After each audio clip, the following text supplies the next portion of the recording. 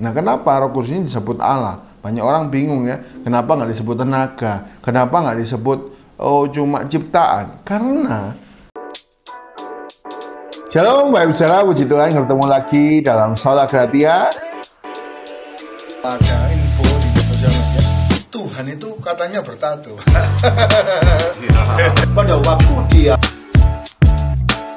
karena Tuhan akan menilai kesetiaan, ketaatan kita diuji oleh waktu.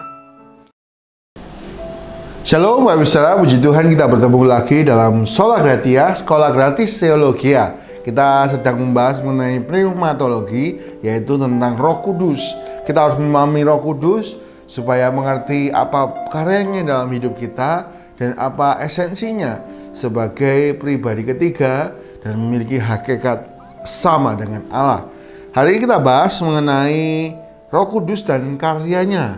Ini adalah bab keempat dari pneumatologi yang kita sedang bahas.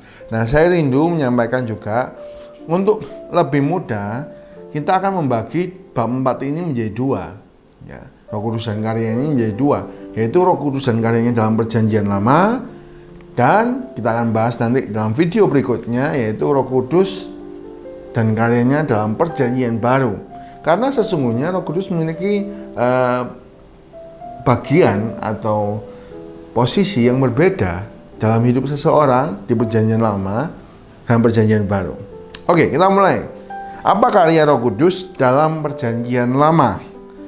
Yang pertama, kalau berhubungan dengan alam semesta, sebenarnya Roh Kudus ini ikut mencipta. Nah, kenapa Roh Kudus ini disebut Allah? Banyak orang bingung ya, kenapa nggak disebut tenaga? Kenapa nggak disebut cuma ciptaan? Karena Roh Kudus ini ikut mencipta.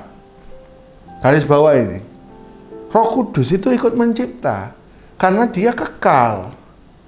Ya, kita sudah bahas beberapa video sebelumnya, apa esensinya, apa sifat kealahan yang dimiliki Roh Kudus. Kekal dan ikut mencipta. Kebenarannya di mana? Kita baca ya, dalam Kejadian 1 ayat 2 dan ayat 26. Kita baca ya, ayat 2, Kejadian 1 ayat 2, bumi belum berbentuk dan kosong, gelap gulita menutupi samudra raya, dan Roh Allah melayang-layang di atas permukaan air. Nah, ketika kata Roh Allah ini, itu berarti juga tentang dengan Roh Kudus. Sama. Jadi bersama Allah, bersama Tuhan Yesus yaitu Firman, dan Roh Allah, Roh Kudus, melayang-layang di atas permukaan air. Ya.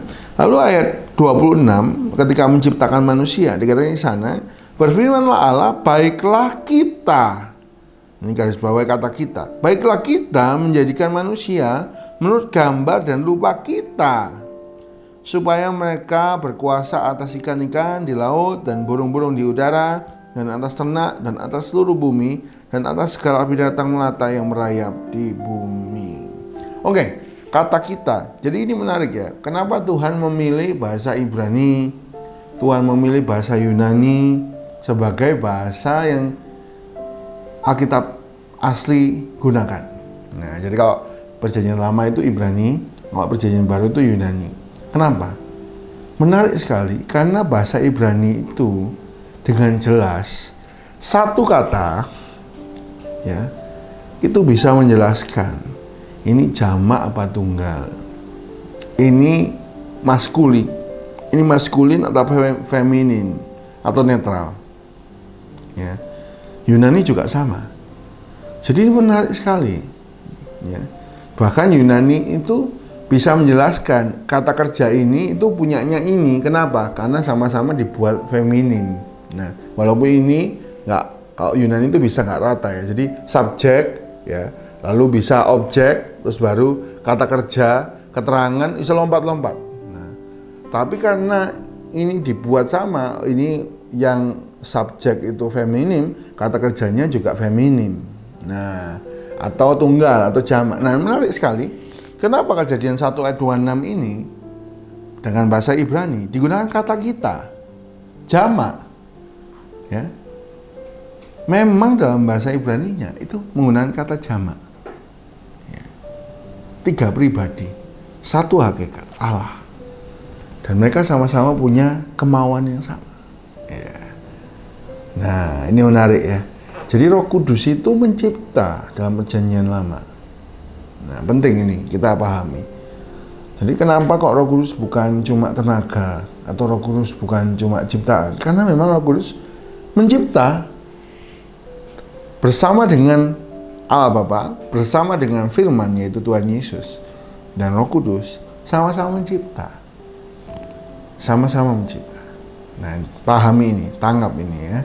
Lanjut, yang kedua, Roh Kudus itu memberi kehidupan. Ya, Mazmur 104 ayat 30. Dikatakan di sana, apabila engkau mengirim rohmu, maka tercipta. Oke. Dan engkau memperbarui muka bumi. Nah, jadi ini memberi roh atau kehidupan. Nah, Roh Kudus itu memberi kehidupan. Lanjutnya, Roh Kudus itu memelihara, memperbarui muka bumi dalam Mazmur 104 ayat 30 tadi. Jadi Roh Kudus itu menciptakan, Roh Kudus itu memberi kehidupan, Roh Kudus itu memelihara juga. Nah, ini ya. Jadi fungsi Roh Kudus di Perjanjian Lama itu apa? Banyak orang salah ya. Jadi kayak, oh yang Perjanjian Lama itu Allah Bapa, nggak ada Tuhan Yesus, nggak ada Roh Kudus. Oh, bukan seperti itu. Ya.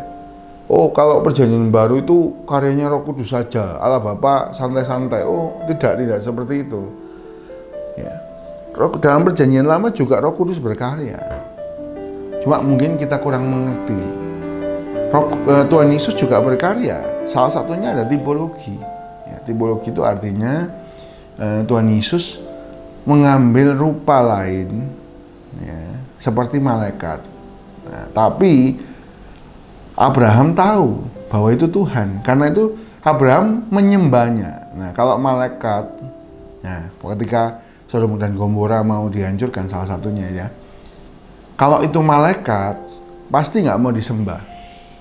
Nah, tangkap ini ya. Kalau malaikat terang pasti nggak mau disembah. Seperti Yohanes dalam kitab Wahyu, ketika dia mau menyembah, malaikat itu ngomong, kita ini sama-sama hamba. Nah, tapi kalau yang datang itu adalah anak Allah, Tuhan Yesus, Abraham pun tahu, nyebutnya bukan utusan atau malaikat, angelos ya, atau dalam bahasa Ibrani yang lain, tapi Tuhan. Ya, Tuhan mampirlah sebentar. Tuhan terus. Ya, jadi itu bentuk karya anak dalam Perjanjian Lama ada. Nah, kita bahas hari ini karya Roh Kudus. Jadi Roh Kudus itu menciptakan, Roh Kudus itu memberi kehidupan, Roh Kudus itu memelihara dunia semesta ini. Lalu Roh Kudus itu memberikan ketertiban. Ya. Ini salah satu fungsinya di alam semesta dalam Perjanjian Lama, dalam Yesaya 40 ayat 13. Nah, ini penting ya. Jadi kita harus mengerti ini bahwa Roh Kudus itu berkarya luar biasa. Nah, ketertiban Yesaya 40 ayat 13 saya bacakan buat Bapak Ibu Saudara. 13, siapa yang dapat mengatur roh Tuhan dan atau memberi petunjuk kepadanya sebagai nasihat. Nah, jadi ini roh Tuhan ini yang mengatur ketertiban dan keindahan. Mazmur 33 ayat 6. Jadi dalam Perjanjian Lama karya Roh Kudus ada nggak? Ada. Ya. Yaitu mencipta, ini di alam semesta ya, mencipta, memberi kehidupan, memelihara, membuat ketertiban dan keindahan. Nah, kalau berhubungan dengan manusia, nah ini yang menarik. Kalau berhubungan dengan manusia, ternyata Roh Allah dalam Perjanjian Lama itu cuma bisa di atas orang percaya, hinggap. Nah ini, tanggap ini ya. Beda dengan Perjanjian Baru. Kalau Perjanjian Lama itu cuma hinggap atau bersama, nggak bisa masuk. Immanuel kan di dalam ya, nggak bisa. Itu ada dalam Perjanjian Baru, Immanuel. Tapi ini di sekitar, di atas atau bersama. Saya kasih contoh ya, beberapa ya. Jadi contoh pertama adalah Roh Kudus memenuhi Bazaleel ya, dalam Keluaran 31 ayat 3. Atau sama dengan Yosua Ulangan 34 ayat 9. Istilah yang dipakai di sana adalah male. Ya, sedangkan posisinya adalah bersama dengan. Ya. Jadi Roh Kudus itu bersama dengan Yosua, bukan di dalam Yosua. Ya. Dalam Perjanjian Lama, Roh Kudus ini cuma hinggap. Ya. Contoh lain, Roh Kudus ditaruh pada 70 tua-tua Israel, Bilangan 11 ayat 17. Istilah yang dipakai adalah sim, ya, sedangkan posisinya adalah atas atau pada, di atas. Roh Kudus memenuhi, bukan memenuhi ya, kalau Perjanjian Baru memenuhi, ini cuma hinggap. Nah, kata yang tepat itu hinggap. Yang ketiga kita bahas, Roh Kudus ada pada Bileam, ada pada Bileam. Ya. Bilangan 24 ayat 2d, ada pada Otniel, ada pada Yefta, ada pada utusan 1 Samuel 19 ayat 20, ada pada Amasai, ada pada Asaria, ya.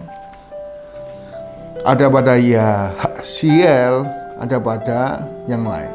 Nah, jadi istilah dipakai ini hayah atau di atas.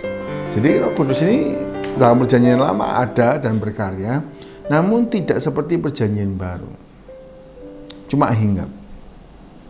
Nah, kata lain, ya, bersama Gideon, bersama Simpson, bersama Saul itu menguasai. Ya. Nah, ini penting. Ini menggunakan kata labas atau salah, ya, yang artinya adalah di atas juga. Nah, posisinya di atas juga. Nah, jadi Roh Kudus itu di luar, kalau di Perjanjian Lama itu di luar seseorang, bukan di dalam. Nah, Roh Kudus menggerakkan Simpson, istilah yang dipakai adalah Paam. Nah, sedangkan posisinya di atas atau pada. Nah, jadi penting sekali kita mengerti bahwa Roh Kudus ini dalam Perjanjian Lama itu bersama, tapi tidak di dalam. Nah, mencipta juga, kalau semesta mencipta, memelihara, tertib. Nah, kalau bersama manusia itu nggak di dalam. Ya. Ini kesimpulan penting kalau di Perjanjian Lama adalah hubungan Roh Kudus dan manusia dalam Perjanjian Lama bersifat terbatas dan temporal. Itu karena itu kenapa kok Saul bisa ditinggalkan Roh Kudus. Nah ini, jadi pernah dia kepenuhan Roh Kudus seperti nabi, tapi satu kali dia bisa ditinggalkan dan ketakutan. Karena dalam Perjanjian Lama itu temporal dan terbatas. Terbatas karena tidak semua orang mengalami karya Roh Kudus, ya. Temporal karena karya Roh Kudus pada manusia di PL tidak permanen. Nah, ini tangkap ini. Tidak permanen. Ini terbukti dari beberapa istilah yang dipakai dalam bahasa Ibrani dengan posisi lebih umum menunjuk pada di atas. Ya. Beda dengan di dalam, gitu ya, kalau Perjanjian Baru. Pada umumnya ketika Roh Kudus berkarya pada orang yang tertentu, maka orang tersebut mempunyai kemampuan untuk melayani. Keluaran 31 ayat 3 itu menunjukkan hal itu. Jadi dalam Perjanjian Lama itu Roh Kudus ini tidak di dalam. Nah, jadi makanya beruntung kalau kita ini di dalam Perjanjian Baru, gereja Tuhan setelah Pentakosta, Roh Kudus itu ada di dalam kita, bersama dengan kita, menyatakan sesuatu yang luar biasa. Ya, jadi pahami ini, tangkap ini karya Roh Kudus dalam Perjanjian Lama. Saya akan bagi bab 4 ini menjadi 2 ya. Kita sudah bahas yang A, yaitu karya Roh Kudus dalam Perjanjian Lama. Roh Kudus itu menghidupkan, menciptakan, memelihara, ya, membuat ketertiban, ya, dan banyak hal yang lain. Kalau berhubungan dengan manusia, Roh Kudus itu enggak di dalam manusia, tapi di atas, posisinya di atas, ya. Bisa menggerakkan, ya, mengarahkan, atau menguasai bahkan katanya, tapi nggak di dalam, tapi di atas. Nah, tangkap ini ya. Jadi dalam Perjanjian Lama itu terbatas dan temporal. Nah, jadi kalau kita bahas Roh Kudus, ada baiknya kita bahas dari Perjanjian Baru.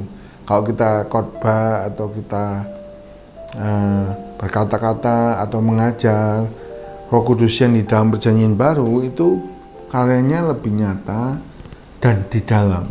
Makanya ada buah roh, ya.